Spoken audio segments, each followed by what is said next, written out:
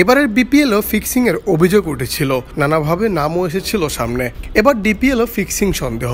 বুধবার Shinepukur cricket club ও Gulshan cricket ক্লাবের শেষ উইকেটটি দেখে ভক্ত সমর্থকদের প্রশ্নের তীর ফিক্সিংয়ের দিকেই।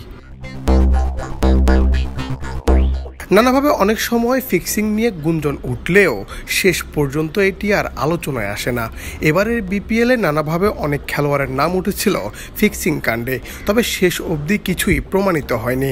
সন্দেহ আর সত্য এক নয়, তবে যদি হয় ইচ্ছাকৃতভাবেই সময় পেয়েও ব্যাট না দেয়, তাহলে তো প্রশ্ন উঠবেই।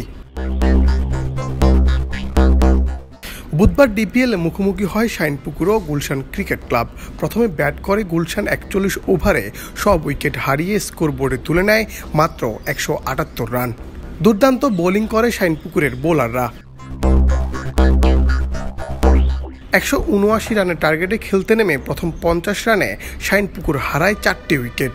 এই যেন স্বল্প টার্গেটের বিপক্ষে করুণ আত্মসমর্পণ শাইনপুকুরের ব্যাটারদের। এরপর আর সেভাবে কেউই হাল ধরতে পারেনি। একমাত্র শাহরিয়ার সাকিব খেলেন ৪০ রানের ইনিংস। ৯ উইকেট হারিয়ে শাইনপুকুরের তখন প্রয়োজন ৭ রান, হাতে ৭ ওভার। তখনই ঘটে এক সন্দেহের ঘটনা, অবাক কমেন্ট্রিতে থাকা ধারাভাষ্যকাররাও।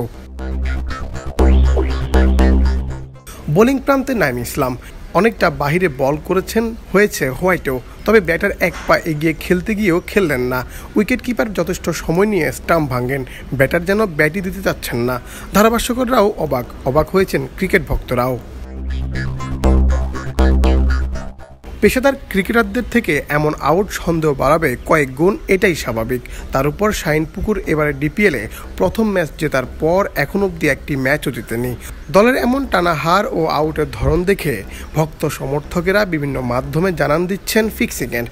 দর্শক, এমন আউট দেখে আপনার মতামত কি জানিয়ে দিন কমেন্ট বক্সে। মুন্না চন্দ্র দাস, বাংলাদেশ প্রতিদিন।